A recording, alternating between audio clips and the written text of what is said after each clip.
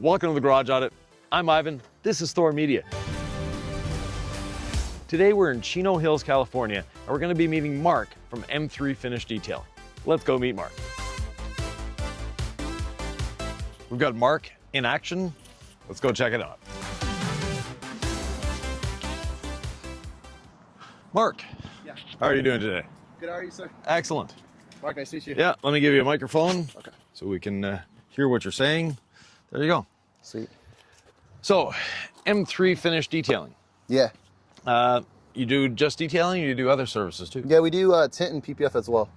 As a mobile? Yeah, no, actually mobile, we do detailing and we're home based right now at the moment. So Okay. Yeah. Okay, so tint is not a mobile thing. Yeah. Didn't think it would be. Yeah. So, excellent. Let's take a look at your office here. Yeah, so this is like my office, you would say. So we got our towels. These are like our, just like our everyday towels, like our tidy towels. Is whatever like we touch up like for the interiors. This would be for our like exterior for the paint. Yeah. And then this will be the glass right here. Okay. So we're running low on towels just because we did like 7 cars right now. So Okay, so Yeah. it's a busy day. yeah, and then we got DIY detailing stuff right here. Thank you. Yeah. And then just a bunch of other stuff we use on a daily basis. Yeah, excellent.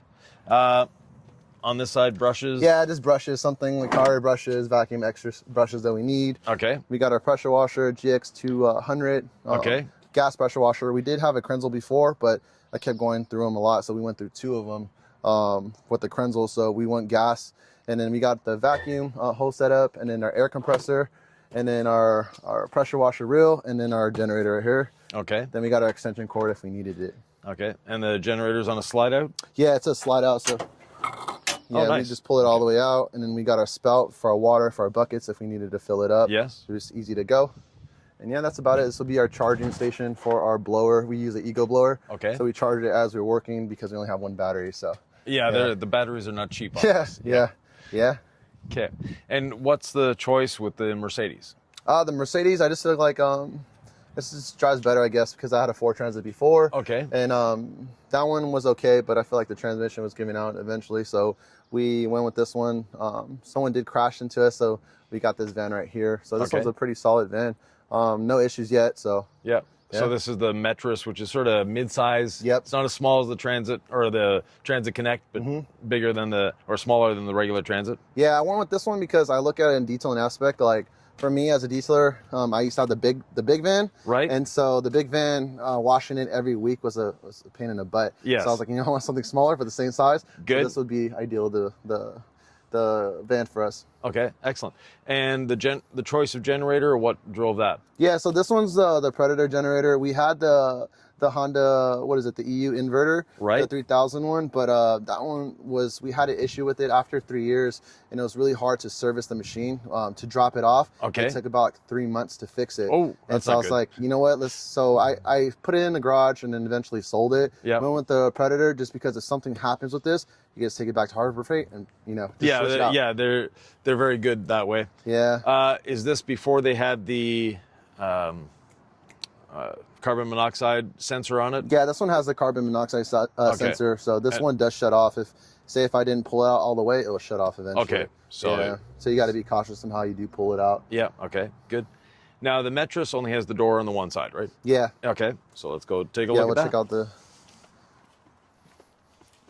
So the other business end of the van, Yeah, what do you have going on in here? yeah. So this one's a little bit disorganized just because we just finished the day. Yes. So we got our chemical rack right here. Polishes are on the corner. Gallons are all over the place. And then drills right there if we needed it, just to come in and get it. Good. We got our gas right here. Then we got our carpet extractor. I wasn't a big carpet extractor kind of guy. Yeah. We had the VX5000 for the longest time. Okay. Solid machine. Never really had to extract anything. Yeah. Except for urine, I would say that would be like the worst case scenario, Yeah. or vomit. But so we did end up getting one of those machines, and I will say it's good. It keeps it fast. But we don't do a lot of interiors. We do a lot of exteriors. Okay. But when we do need it, that's ready on hand. You have it with you. And then we got our polishers and little polishers and all the accessories in the back. Right. We got our air compressor. And then this is the vacuum from Vacuum Made, or actually not Vacuum Made, Metro Vac. Yeah, Metro Vac, The Super Vac. So this one, I feel like I wanted to get this specifically just because vacuuming takes a long time. Right. So I wanted like the best vacuum you could get, so it could be fast and efficient. Yes. So I got this vacuum and it does have 2 motors inside of it, so it speeds up the process. You could vacuum a car within like 5 to 10 minutes. Right. Yeah, and if that's on a bad car. Yeah. And then then we got our blower right here. Good. And then other than that, yeah, And that's dirty laundry. Yeah, dirty laundry. Yeah, Yeah. we put our towels at the end of the day. We'll put them in this bin right here, and then we'll separate it and wash it. So this usually we throw it on top, but it makes a mess, so we just keep them in the bag now. Water tank size? Yeah, so the water tank's 100-gallon slim water tank. We do around like give or take to 8 to 10 cars depending on the size and the condition. Okay. Yeah, so that's what we use for our water tank. Excellent. You buy DI or do you? Yeah, DI water. So we go to local, like we could go H2O, 3D, or other places like down the street from us, just because when I was first starting off detailing, it was a hard thing because I started off with just regular water. Yes. And then over here, the water is not as, I guess you say clean. Like it's a little bit more aggressive. So I used to wash vehicles. I'm like, man, dude, I have to hurry up and just like, you're wasting time. Yep. And you have to be like really quick with it. I don't want to have any water spots. So I figured just to get the water from a place to make it more easier. Yeah. You've got a wrap on your vehicle. How's that doing for you? Yeah, so the wrap, we went with this wrap. It's a matte wrap because the reason why I picked matte, so it doesn't show any swirls. Yes. So that's why I wanted to go with matte. Okay. But the only thing about matte, when something scratches your car, you can't buff it out. So we have like little nicks here and there. And when I first got the van, someone scraped like something like they transferred, I think like maybe something rubber scraped on the door. I tried buffing it out and just made it more shiny. I was like, oh gosh. So there are like little spots here and there. But other than that, the van, the wrap's pretty solid. It does have like some wear and tear on some of the sides because like say if we rub against it or something bumps on it. Yeah. But other than that, it's a solid wrap. Excellent. So what got you into detailing? So detailing, I've been detailing for almost 8 years. The reason how I got into it, I had a baby at a young age at 20 years old, so I had to figure out life. So life was all hitting me at once. So I, at the time, was working at like a place in like downtown Pomona at a hookah lounge. Wasn't the best area, and it was just really bad. So first job was cool, you're young, but then at the same time, a lot of stuff going on. So eventually I worked at Walmart just because I had to let go of that job, just because due to like just people at the bad area. And so I went to Walmart with my brother-in-law. He hired me. So when I was working there, I worked there for like a year, almost 2 years. And I asked my sister, like, man, I got to do something. She was like, go mow some lawns. I was like, dude, I'm not going to mow lawns. Like, this is like a typical, like stereotypical kind of thing. So she was like, all right, just go wash cars. I was like, I'm not going to wash cars. Like, I don't, so then after it just kept sitting on my head, like maybe car washing might be something. And this is the time, like 7 to 8 years ago, there wasn't a lot of mobile detailers in this area. Okay. So with that being said, I had to just figure out piece by piece. So I will buy stuff here and there when I'm working. I'll go on OfferUp or stuff and just buy used stuff and try to figure out. My first job was almost an hour and 40 minutes away. And I did 2 cars. I only made $40 and it took me 8 hours to do. Yeah, not a good situation. Yeah. So it's from now, looking back now, it's an ends. It's an experience. You see a lot of detailers that are really first starting off. They want to make $200, $300, or just for a wash, they want to make $100. Like, I'm not wasting time if it's going to be $100, but you do have to put in those hours. You're going to have to learn trial and error for you to learn. So for me, like when I was detailing, took us a long time to do it, make a system, a process. Trial and error will stay. When I hired my first employee, dude, like it took us a long time just to detail a car to even make $100. Yes. And it just, you learn in trial and error. And then from there, like from tinting, you just waste a lot of money on tinting because you're learning. So yeah.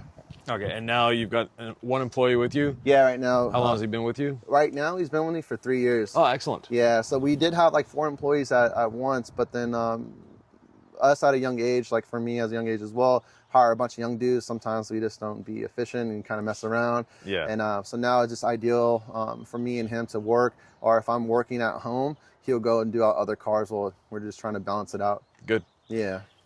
Someone just starting out, what's your best advice for them? My best advice for someone starting out, I would say just, take time to do whatever you're going to do. So if you're going to be detailing, take time to learn about the craft of detailing, come up with a system, strategies, and then from there just jump into it. But I just say things are going to take time. So things are always going to take time. For me, I was like, man, I'm going to get my shop in 2 years. I'm going to get my shop in 3 years. I really want to shop, but then ideally it might not be your time at the moment. So I know I listened to you on the podcast. You said owning a mobile detailing business is going to be a little bit more expensive than a shop just because of the overhead situation. Yes. And you can't ideally like indicate how much you're going to be spending mobile. But I would say start mobile and see how you like it. When I first started out, I didn't like detailing, to be honest with you. I was just working to like try to get paid at the same time. But then when I started going and started learning, and then I just started buying more stuff, going on forums, just started falling in love with the craft of detailing, and then started getting connected and going to like little detail shops, meeting people, and then actually started liking detailing. And I was kind of obsessed with it, honestly, to be honest, like learning the best products or trying to becoming faster and efficient on detailing. If I knock out a car in 30 minutes, we're trying to do it in 25 minutes, try to just beat yourself. So yeah, I'll just say just have patience and just keep going, man. Don't give up. There's times I wanted to give up. There's times that people broke into my van, stole everything. Ooh. And I went to a training in Ventura, and somebody, I parked my car at home at a other house I used to live at, and they broke into my van. Dude, I felt like crying. I was like, you know what? This is not for me anymore. This might not be a sign. This might be a sign saying, don't detail anymore. Like this, just give it up. So then I talked to my wife. She's like, no, just keep going. So eventually, at the time, I didn't really have a lot of money, so I put it all on a credit card, like $7,000, and I just bought everything I needed and just kept going. So yeah, that would be my best advice, to keep going. And what is it now? Because in the beginning you didn't like detailing. What is it now that makes you like detailing? Yeah, so like for me, I just like, it's more in a therapeutic aspect. So when I'm washing cars, I'm listening to a podcast. I listen to you guys. I listen to a bunch of detailers out there. Mm-hmm. And then also just listen to music. And just like, for me, it's my kind of my escape and just work, you know, and then I actually like what I do. And then after like just meeting people in the industry are pretty cool. So linking up with them. Yeah. So learning from everybody and just keep growing. Connect with people that can help you for your detailing business. Like we have a couple of buddies we could call for in a pinch. Like, hey man, can you help me in this situation? What do I do about this? It's always good to have those kind of people. And if you see other people out there that are like, you know, that need help, just help them. Like for me, I just had like a couple weeks ago, my worker was out and I was running low on time and it was already almost 7 o'clock. I had to do a wash and I was like, oh my God, how am I gonna do this? I called my buddy. He's like, you know what? Don't worry about it. I'll be over there. He came over, helped me out. And overall, man, the guy was like, don't worry about the money. I'm just doing this. Just pay it forward for the next person. And I was like, wow, you know, I never really thought about paying it forward for the next person. Like I would do something for somebody, but I never thought about it like that. So I was like, you know what? I like his mentality. Yes. I want to do the same. So actually just inspire people. Excellent. Now, speaking of inspiring people, you also have a YouTube channel. Yeah. Yeah. And what was the genesis behind that? Why did you start a YouTube channel? I just started a YouTube channel just to connect with people, honestly. Like for me, like learning from other people out there, like I was like, hey, so I have like a cousin that does detailing as well. He has like around like 80,000 subscribers that does detailing as well. So he kind of inspired me to do it. He's like, hey man, you should do it. This is a thing. So I see him like out in SEMA and etc. And so I was like, you know what, I could do it. So I thought about it. I was like, you know what, yeah, I'm just gonna do it. So and then I hired a person at first. His name was Reyes, the entrepreneur. I hired him to help me out and try to like just, you know, coach me through making videos. At first I was all scared on camera. I got weird. I was like, oh man, I can't do this. And stuttering, talking too fast. But actually I found out, you know, a lot of people, you make your community and you can help out people in the comments or anybody struggling. Just like I said, just pay it forward or try to help out anybody that needs help. Yeah. So the link to his YouTube channel will be down below. Please go give him a subscribe and hit the notification bell, thumbs up, and watch his videos. They're actually quite entertaining. So you're doing a lot of educational videos, which I like, giving tips and tricks and showing people how you actually do it, which is fun. What's your best form of advertising? How do you find your customers? So right now it's just word of mouth. We do have a Yelp account. It's around like 141 5-stars. That helps out a lot as well. We're starting to transition to Google because a lot of people don't use Yelp a lot anymore. So we're transitioning to Google and just word of mouth. But you can't rely a lot on word of mouth just because things get slow. So I would thinking about going into marketing, try to get better jobs out there for us. Like for us, we have a lot of maintenance jobs, a lot of express details, ceramic coatings, like 1 years. But we're just trying to get more better, like more 10 jobs or more higher end jobs like like a multi-step paint correction Yes. coatings, you know, just a typical kind of thing like that. What is it about detailing you don't like? So the thing I don't like about detailing, there's several things out there. A lot of people like to bash one another. I see it a lot on Instagram, social media. If someone's doing this, it might work for them, but a lot of people or the other crowd says like, hey man, you couldn't be doing this. This guy's a joke. That's the thing I don't like about it. Like I would feel if you're, I guess, more educational, just try to help critique the person instead of trying to tear them down. So I see a lot of people on there on social media. That would be the one thing, just like toxic people too. There's a lot of misinformation out there for detailing.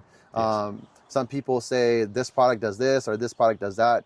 There is a product out there, I don't want to say any name, but it's like a clear coat that could help restore finishing and stuff like that.